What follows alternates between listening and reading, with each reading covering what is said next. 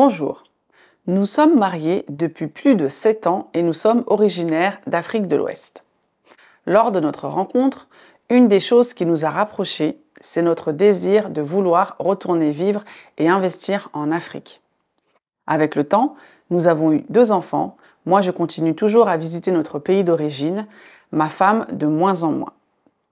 Elle ne me l'a pas dit, mais je remarque que ce projet ne vit plus en elle, elle a pris le confort de vivre en France.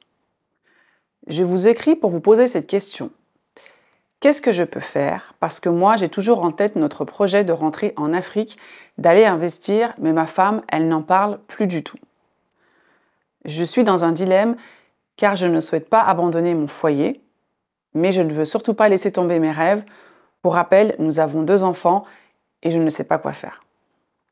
Eh ben, merci beaucoup merci d'avoir partagé avec nous ton histoire. C'est une situation qui est très délicate.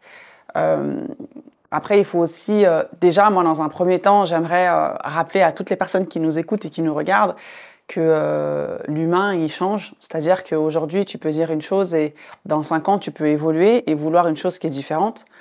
Là, dans ton histoire, au niveau du projet de vie de partir en Afrique, je pense qu'il faut que tu creuses un peu plus parce que tu nous parles du confort de la France, que ta femme, elle est bien dans ce confort-là et que du coup, elle ne veut pas le quitter.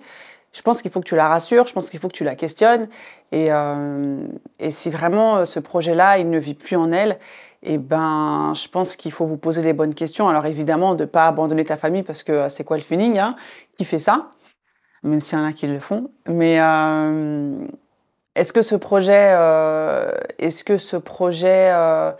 il mérite de sacrifier ta famille? Est-ce que, est-ce que des allers-retours peuvent être faits? Est-ce que, tu vois, un arrangement peut être trouvé? C'est vraiment parce que, donc, il y a le confort de ta femme que tu as mis en avant, mais il y a aussi ton rêve que tu ne veux pas abandonner, tu vois. Donc, je pense que vous deux, vous êtes sur des positions qui sont bien stables et il faut essayer d'avancer chacun l'un vers l'autre et de trouver, en fait, votre juste milieu. Donc, toi, en parlant avec ta femme au niveau du confort, qu'est-ce qui se passe? Pourquoi est-ce que, voilà, tu pars plus du projet? Est-ce que tu as toujours envie d'aller en Afrique? Peut-être que tu veux qu'on aille dans un autre pays que le nôtre. Enfin, je sais pas, tu vois.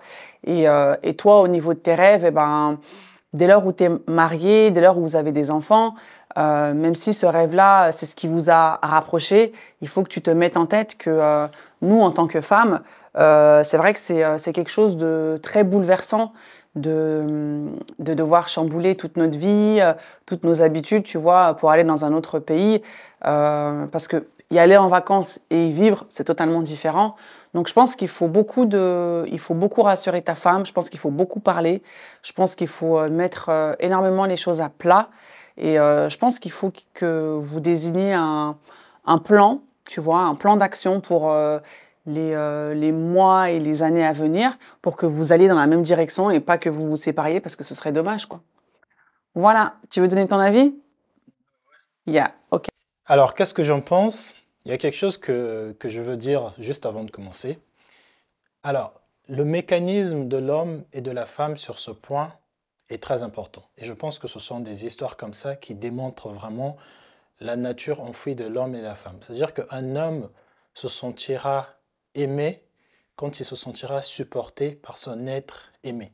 Donc, quand un homme se sent supporté par sa femme, c'est ça qui le fait vivre, c'est ça qui le rassure, quelque part. Pour la femme, ça va être le contraire. Pour la femme, ça va être quand un homme rassure sa femme, la met en sécurité, elle se sent aimée par cette personne-là. Et encore une fois, la femme a besoin de se sentir en sécurité. Donc quelque part, si monsieur, ta femme ne veut plus partir ou se sent en sécurité en France, c'est parce que quelque part, peut-être que tu n'as pas fait assez de travail pour lui montrer que tu étais capable aussi de l'offrir cette sécurité-là en Afrique. Parce que honnêtement, je pense que tu as beaucoup plus de confort et beaucoup plus de capacité d'évoluer dans des pays africains qu'en Europe. En Europe, quasiment tout a déjà été fait. Et tu as un peu cette vie-là de stabilité. Encore une fois, je ne sais pas dans quoi vous êtes, vous travaillez dans quoi, mais tu as besoin de lui montrer cette sécurité-là. Ça veut dire que si tu as déjà investi ou si vous avez déjà investi sur un terrain en Afrique, bah, peut-être vas-y, lance un projet, que ce soit immobilier, que ce soit un business, crée une source de revenus sur place, mais crée un environnement de sécurité pour rassurer ta femme. Parce que comme elle a dit Amandine, bah, ce serait dommage que tu partes juste pour poursuivre tes rêves. Je sais que ce sont des choses que les hommes font beaucoup parce que ce qui nous fait vivre, nous, c'est cette obsession-là d'exécuter nos rêves. Parce qu'un homme qui n'a pas de rêve, un homme qui n'a pas d'ambition, bah, c'est un homme qui est mort. En tout cas, qui meurt, pardon, qui meurt à petit feu. Et une femme, pareil, qui ne se sent pas en sécurité, c'est une femme qui meurt aussi à petit feu. Donc, essayez un peu de voir si vous pouvez vous rassurer tous les deux, parce que bah, ça serait dommage de détruire ce beau mariage qui existe depuis un bon moment. Voilà, c'est mon avis. Donc, en tout cas, mettez tout ce qu'il faut pour faire fonctionner le couple. OK? Allez, big up.